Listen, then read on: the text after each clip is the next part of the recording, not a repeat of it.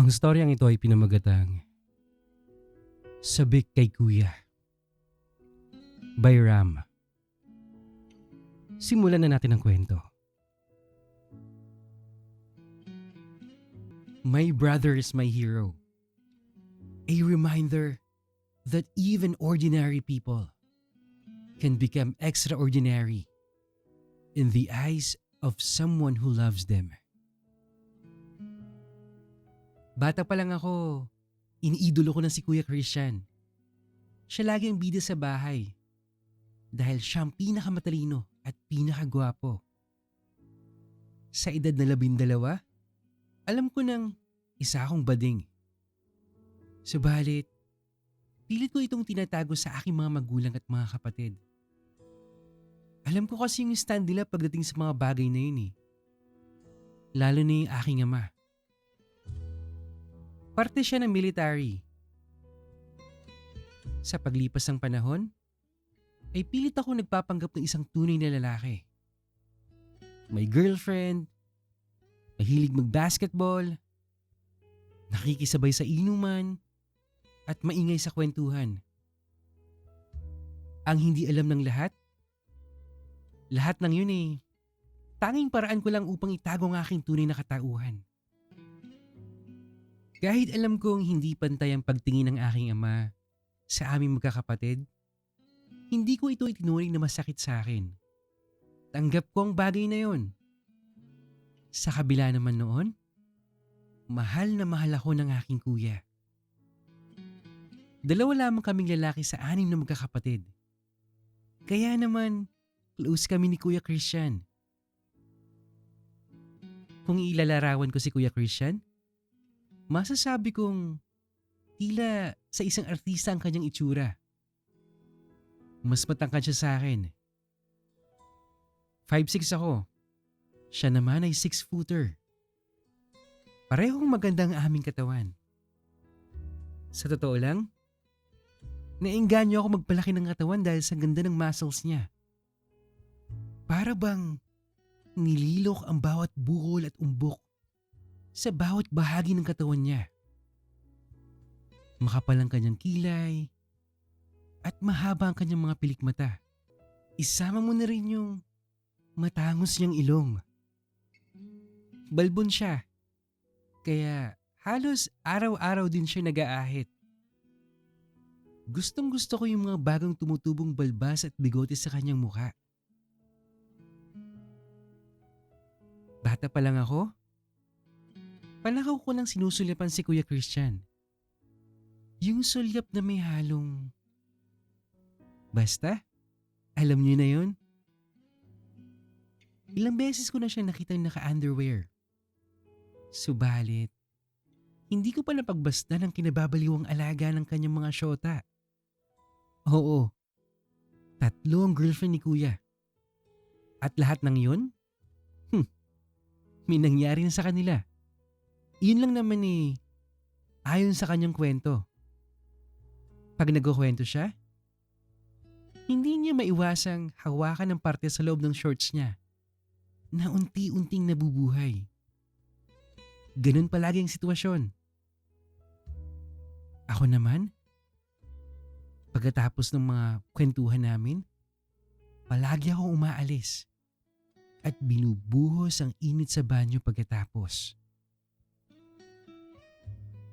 Lumipas ang panahon na hindi ko man lang nasilayan ang bagay na pilit niyang tinatago.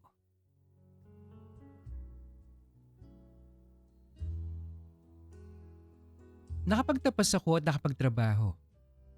Sa edad kong 24 years old, masasabi kong sinuwerte ako. Bumukod na ako at kumuha ng isang paupahan sa condominium dito sa Ortigas. Si Kuya Christian naman, maagang nag-asawa. Kasi naman, 18 pa lang siya nakabuntis na. Isang araw, nagulat ako sa biglang pagbisita niya sa akin. Kasalukuyan ako nakikinig ng mga story dito sa Men to Men Stories. Nang madinig ko ang mga katok sa pinto. Pagbukas ko, si Kuya pala. Malungkot ang mukha niya. at napansin ko ang bitbit na bag niya. Ram? Ram? Oo kuya. Napadalaw ka. Ram, dito muna ako, pwede ba? Halika tuloy ka kuya. Bakit? Ano bang nangyari? Nag-away na naman kami ng ate Lisa mo eh. Grabe na yung pagsiselos niya eh. Nakakarindi na. Naisipan kong maghiwalay muna kami. Ganun ba? Eh, paano yung trabaho mo? Yung mga pamangkin ko? Okay lang. Nagpalipat muna ako sa main office namin sa Makati eh. Yung mga bata, ang alam nasa field assignment lang ako. Tinutuloy ko si kuya. Bakas ang pagod sa mukha niya. Kuya, sure ka okay ka lang? Oo naman. Sanay na ako sa ate Liza mo no? Kung sa bagay, dahilan naman yung pagsiselos niya eh. Ikaw talaga? Masyado ka kasing chick boy eh. Eh anong magagawa natin? Lahi tayo ng mga gwapo eh. Kahit iwasan, mga babae pa rin yung lumalapit. Sa itsura ni kuya, alam kong hindi nga seryoso yung problema niya. Marahil, ito ang naging bunga ng maaga niyang pag-aasawa. Yung parang ngayon lang siya nagbibinata. Eh ikaw ba? Kumusta ka na Ram? Ilan na ba girlfriend mo ngayon ha? Ako? Wala ah. Good boy kaya ako. Anong good boy? Sayang itsura mong yan oh. Tapos, may sarili ka ng kondo. Madaling magdala ng chicks dito. Napangiti ako. Kung alam lang ni kuya na puro lalaki ang inuuwi ko sa kondo. Mga lalaking nakaka-eyeball, natipuhan, nagkahadahan, mga lalaking nakilala sa party, nagkakindatan, nagsubuan. Mga lalaking nakachat, nagkaunawaan. Ay, mahaba ang listahan ko. Gusto mong kumain kuya? Wag na. Busog pa ako eh. Kumain ako bago pumunta rito. Pwede bang paligo na lang muna? O sige. Teka lang, huwag ka na magpaalam. Bahay ko to. Kapatid kita. Kaya bahay mo na rin to. Feel at home. Napangiti sa akin si kuya. Lumapit at niyakap niya ako. Salamat Ram ah. Salamat talaga. Ang drama mo naman. Sige maligo ka na. Nangangamoy ka na kuya oh. Natawa si kuya at bumitaw sa akin. Pumasok sa banyo at narinig ko yung lagaslas ng tubig sa shower. Naalala ko yung storyang pinapakinggan ko. Nagmamadali akong humarap sa computer at nag-log out. Paglabas ni kuya ng banyo, nakatapis na lamang siya ng tuwalya. Nakalimutan niya palang kumuha ng bihisan sa bag niya. Lalong gumanda ang katawan ni kuya.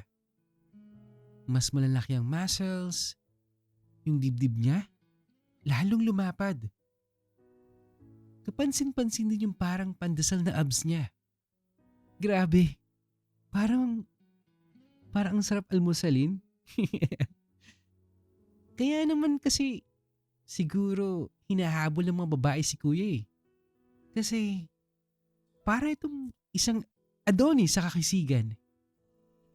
Butil-butil pa ang tubig sa katawan niya. Pati mga balihibo niya sa binti ay parang mga guhit dahil sa pagkakabasa ng tubig. Hindi ko namalayan na nakatitig pala ako sa hubad na katawan niya. Parang nagbalik ang pagkagusto ko sa aking nakakatandang kapatid. Kung ano-anong mga bagay ang pumasok sa isipan ko.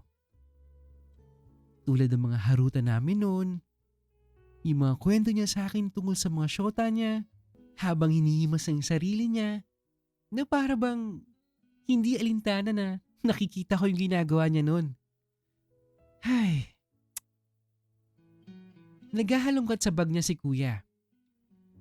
Kumuha ng isang boxer shorts, yumuko at isinuot ang dalawang paa. Hinila niya ito pa itaas. Napaka-sexy niyang pagmasdan habang sinusuot ang manipis at maiksing boxer shorts. Pagkatapos nun ay hinila niya ang towel sa kanyang bewang at ipinatong sa ulo sabay punas dito.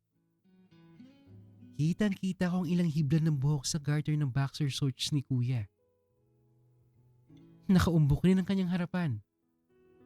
Dahil wala siyang suot na brief, nakakapaglaway ang forma ng aking kapatid.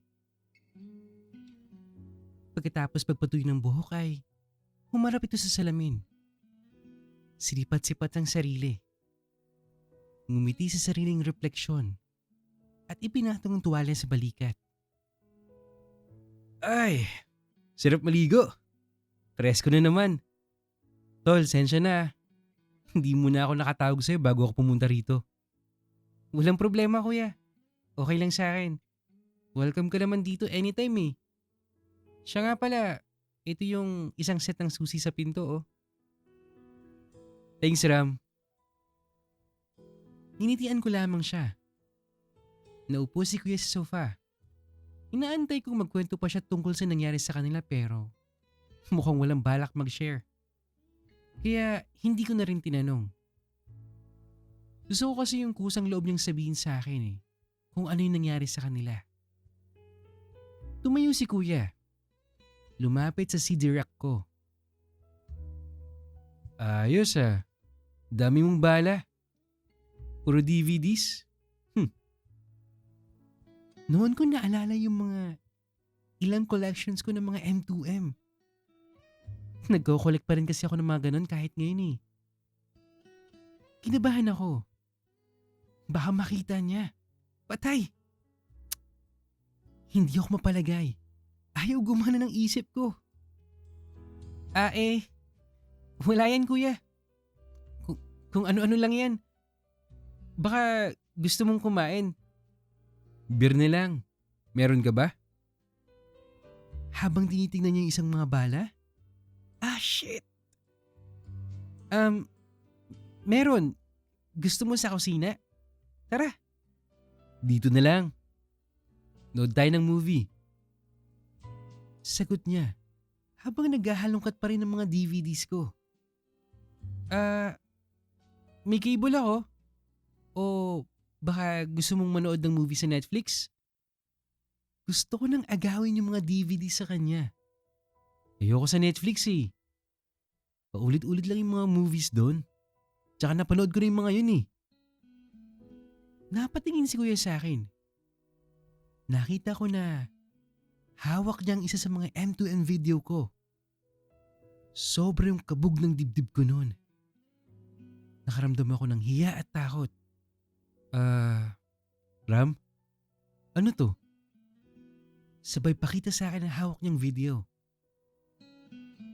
Hindi ako makapagsalita. Hindi ko alam yung sasabihin ko. Ram, bakla ka ba? Tanong muli ni kuya. Walang salitang lumabas sa aking bibig. Tumango lang ako. Sorry kuya. Matagal ko nang gustong sabihin sa inyo pero natatakot ako kay daddy. Natatakot ako na sabihin yung...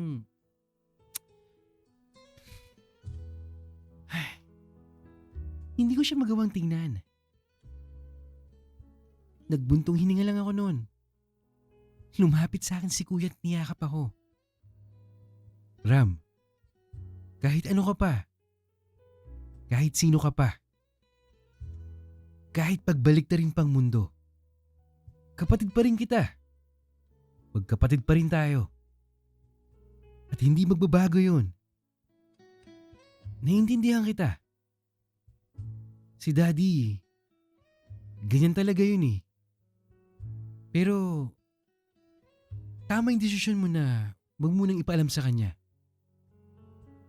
I'm sure, nahihirapan ka. Pero asahan mo, Walang nagbago sa atin. Kuya mo pa rin ako. Kapatid mo pa rin ako, okay? Napayakap na rin ako kay Kuya Christian. Naramdaman ko ang sinseridad ng mga sinabi niya. Salamat kuya. Anong salamat? Sige, kuha mo na ako ng beer. Natawa ako. Iba talaga si kuya.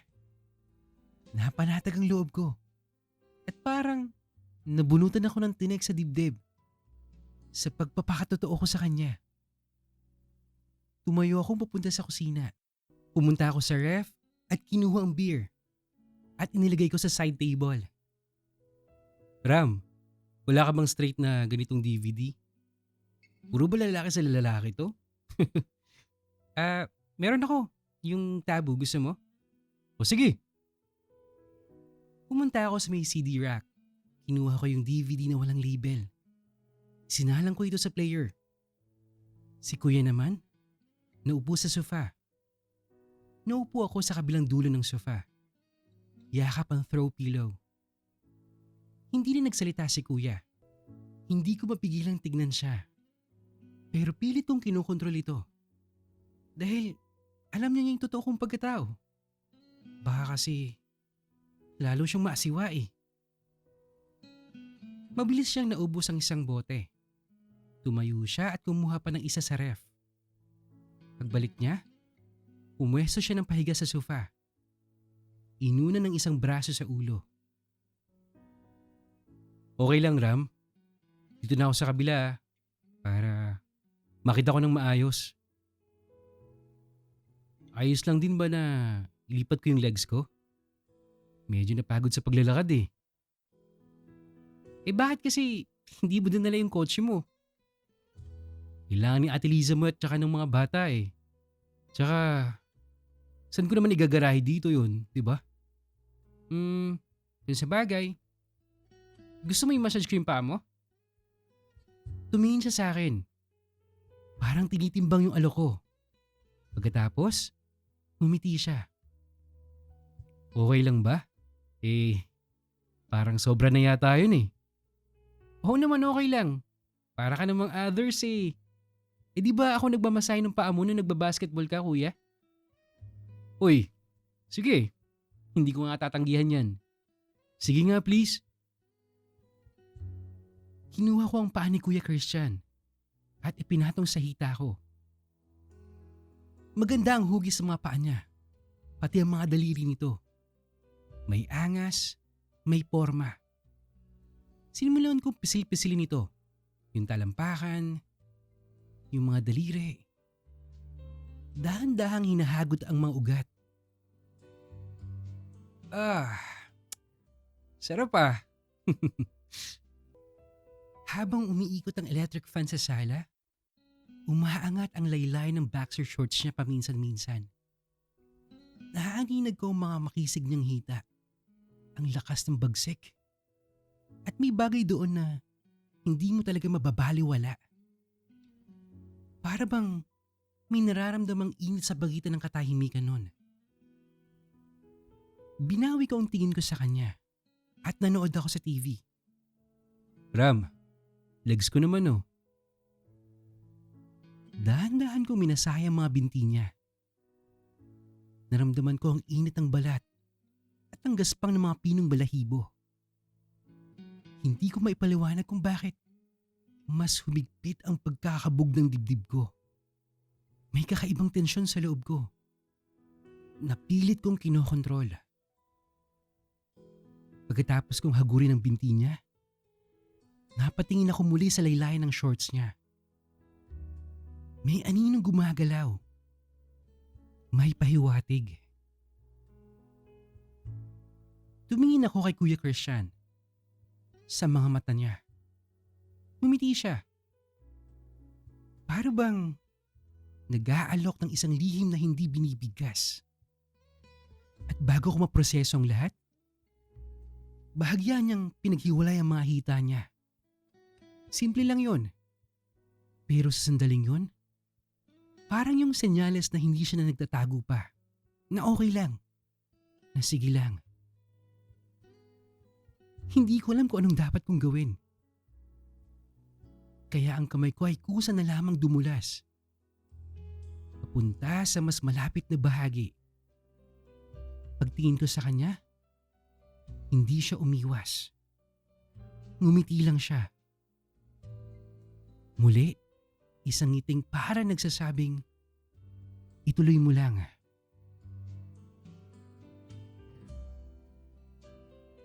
Hanggang sa may nangyari na sa amin ni Kuya. Kinabukasan pagising ko, wala na si Kuya Christian sa sofa. Nakita ko siyang nagtitimpla ng kape sa kitchen counter. Nakasuot na ng t-shirt at maong. Parang walang nangyari. Pero yung hangin sa pagitan namin ay nagbago na. Oh, gising na yung prinsesa. Bahati niya sa akin. May ngiti sa labi. Kasabay ng pag-abot ng tasa ng kape. Kuya, hindi ko alam kung paano magsisimula. Utal-utal ako. Wala yon. Huwag mo nang isipin yun. Utol niya sa akin. Hinawakan ng balikat ko. Bram, parehas tayong matanda na. Nangyari na. Huwag kang mag-alala. Walang magbabago, okay? Gumaan ang pakiramdam ko sa sinabi niya. Pero kasabay nito ay isang mabigat na damdamin ang kumalat sa aking dibdib. Parang pagmamahal.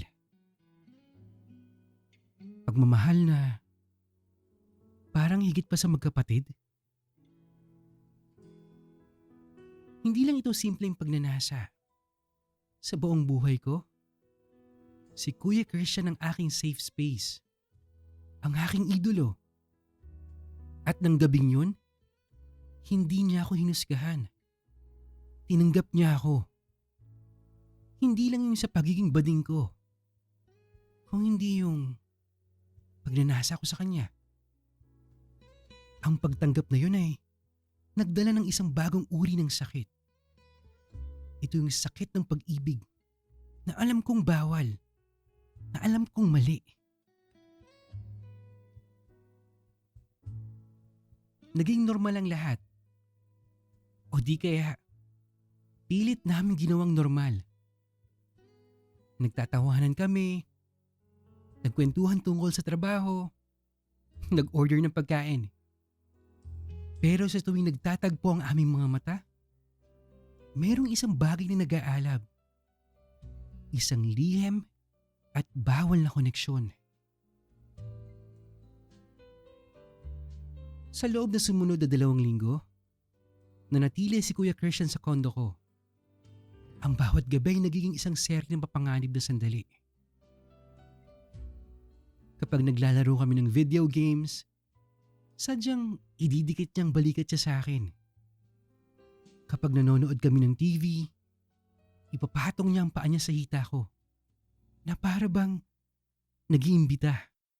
Kapag nagpapaalam ako ng good night, hindi na yakap ang katapusan, kung hindi isang mabilis na dampi ng labi sa aking noo na unti-unting bumababa sa aking pisngi. At sa tuwing nangyayari yun, mas lalo akong nahuhulog sa kanya. Mahal ko na yata si Kuya eh. Ang pag-ibig na ito ay nagbigay ng sigla sa aking pagkatao. Pero nagbigay rin ng pagkalito. Ayokong matapos yung pagiging magkasama namin. Sa kabilang banda, napapansin ko ang mga senyales na pagkalito kay Kuya Christian. Madalas siyang nakatulala. Malalim ang iniisip. Isang hapon, nakita ko siyang nakaupo sa balcony. Umiinom ng beer at nakatingin sa labas. Kuya, anong problema? Wala. Iniisip ko lang na huminto siya. Iniisip ko lang ang buhay. Yung kay Ate Liza ba?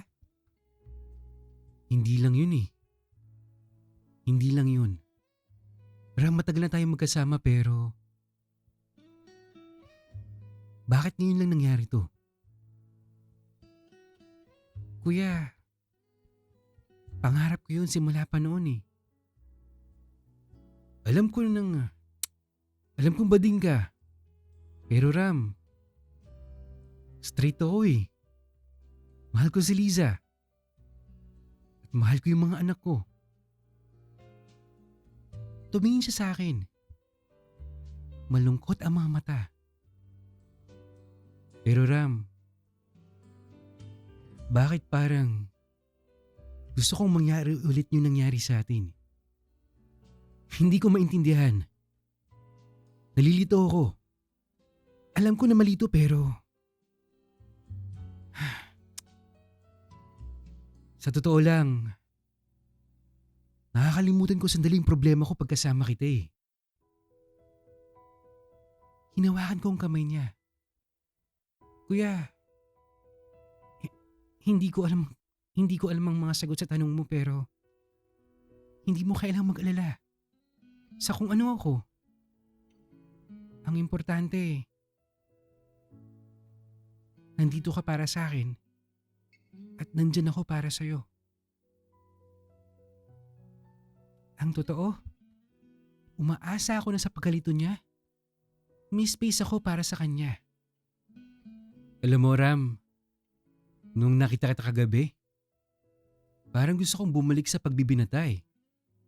Walang responsibilidad, walang asawa, walang anak.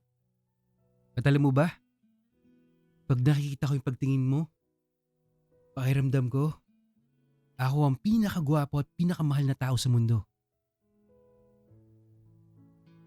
Ang huling sinabi niya ay tumama sa puso ko. Kaya kong ibigay ang pagmamahal na yun. Ang atensyon na hindi niya nakukuha sa asawa niya. Pero, ang isipin na ang lahat ng ito ay dahil lang sa pagkalito? O sa pagkatakas niya? Sa mga problema niya? Masakit. Hindi ko pwedeng ipilit ang sarili ko. May asawa siya. Kapatid ko siya. Pero, hindi ko rin kayang iwanan siya. Mahal ko siya.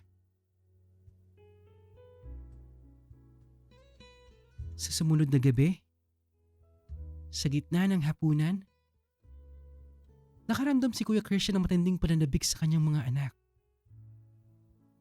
Ram, bukas, alis na muna ako ah. Babalik na ako kina Liza.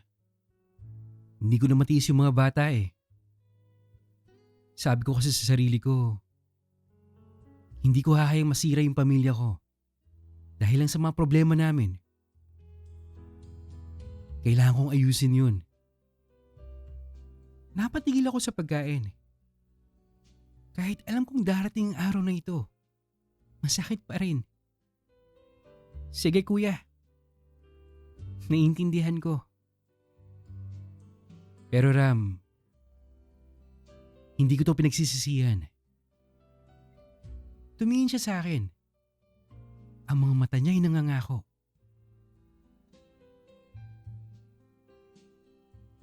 Alam ko, tapos ng lahat.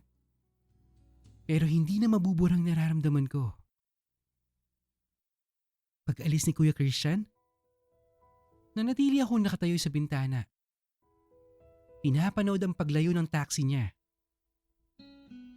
Yung kondo na puno ng buhay at lihim sa loob ng 2 linggo ay naging napakatahimik at napakalamig. Yung pag-ibig ko kay Kuya Christian, hindi nawala. Nandyan pa din. Naging isang matamis na alaala ng isang bawal na pag-ibig. Isang patunay na minsan, ang pag-ibig ay hindi pinipili. Kung sino ang tama o mali. Kung sino ang kamag-anak o hindi. Ngayon, paano ako mabubuhay nang hindi siya kasama? At paano ko tatanggapin ang katotohanan sa puso niya? Ako ay isang pagkakamali lamang o isang pagkalito at hindi ang kanyang tunay na mahal. Ito na ba ang katapusan ng aking storya? O ito ang simula ng isang mahaba at masakit na pag-aantay?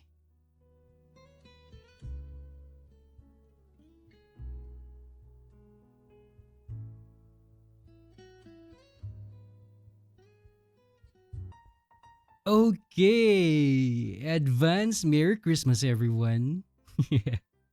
Namamas ko po. May partner na ba ang lahat? Oh, kasama pa din kayo sa SMP. Don't worry kasi you still have 9 days before Christmas. Kamusta kayo guys? I know, ang dami kong utang na upload sa inyo, no? Sobrang naging busy kasi dami kasing naging preparation for Christmas and New Year eh. Balik tayo dun sa story ni Ram. Whew. This one is really controversial, ha? Alam mo Ram, I admire you for sending your story, bro. To be honest, I don't know what to say kasi first time ko mag-narrate ng ganitong story eh. Usually, magpinsan yung nananarrate ko pero ito kasing story mo, kapatid mo mismo eh. Naiintindihan ko kung gaano mo kamahal yung kuya mo. Si Kuya Christian mo yung safe space mo, yung confident mo, at yung taong nagbigay sa'yo ng pagtanggap na matagal mo nang hinahanap.